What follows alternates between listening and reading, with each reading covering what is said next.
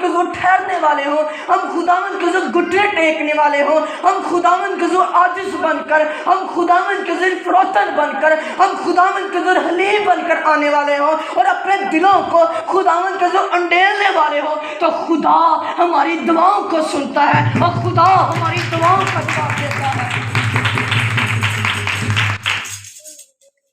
اور گہری باتیں اور مکاشفہ کی باتیں خداوند کے حضور ٹھہرنے سے آتی ہے، خداوند کے حضور عاجز بننے سے آتی ہے، خداوند کے حضور گرہ آزاری کرنے سے آتی ہے، اور خداوند کے حضور خود کو انڈیلنے سے آتی ہے، اور خداوند کو جاننے کے لیے خداوند کے نزدیک جانا پڑتا ہے، اور خداوند سے اپنے آپ کو ریلیشنز کو مضبوط بنانے کے لیے، خداوند کے ساتھ ایک مضبوط رشتے کو بنانے کے لیے خداوند کے حضور ٹھہرنا پڑتا ہے، خداوند سے اپنا ریلیشن شپ جو ہے وہ ایک مضبوط بنانا پڑتا ہے، خداوند سے اپنا رابطہ جو ہے وہ ایک مثبت کرنا پڑتا ہے، ایک قائم کرنا پڑتا ہے۔ یہ تب ہوگا جب ہم دعاؤں میں ٹھہرنے والے ہوں گے، جب ہم دعا کرنے والے ہوں گے تو خدا آپ کی دعاؤں کو سنے گا، خدا آپ کی دعاؤں کا بھی جواب دے گا۔ بائبل مقدس کے اندر ہمیں واقعات ملتے ہیں، اور بائبل مقدس کے اندر ہی لکھا ہوا ہے ایک واقعہ بڑا مشہور، اکثر شکر گزاریوں کے میٹنگوں پر بھی یہ بیان کیا جاتا ہے، 10 کوڑیوں کا واقعہ۔ آپ سب اس واقعہ سے واقف ہیں کہ بائبل مقدس کے اندر لوکا کے جس سارے بات کے اندر لکھا ہوا ہے، اور لکھا کہ ایسا ہوا وہ یروشلم کو جاتے ہوئے سامری اور گلیل کے بیچ سے ہو کر جا رہا تھا، اور ایک گاؤں میں داخل ہوتے ہوئے 10 کوڑے اس کو ملے۔ انہوں نے دور کھڑے ہو کر بلند آواز سے کہا کہ یسوع اے صاحب ہم پر رحم کر۔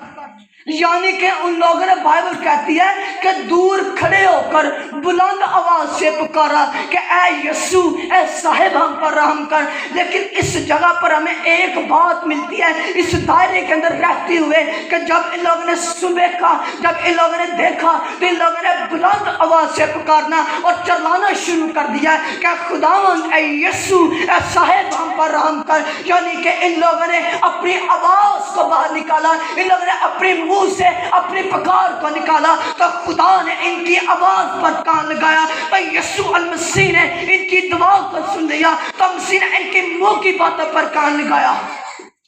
لیکن اس جگہ پر تو ان کی کنفیوژن ایک اچھی چل رہی تھی، لیکن اس جگہ پر تو ایک اچھے جو ہے وہ دائرے کے اندر رہ کر کام کر رہے تھے۔ لیکن میں آپ کو بتانا چاہتا ہوں، لیکن کون اس وقت کی جو بیماری ہوتی تھی، کون اس وقت کی جو ہے وہ لا علاج بیماری ہوتی تھی، اس مرض کا کوئی علاج نہیں ہوتا تھا۔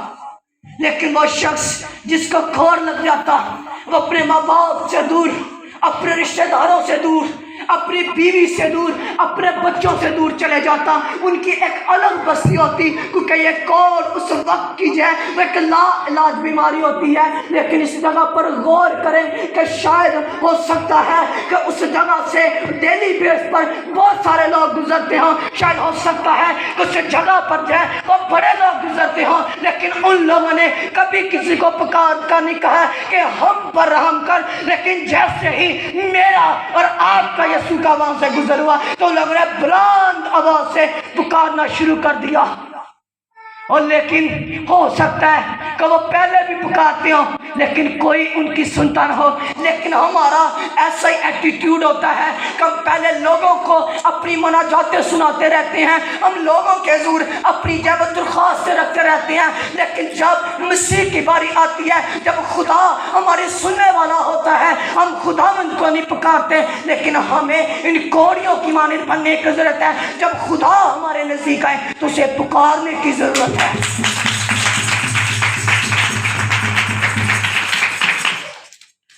اور یہ کوڑ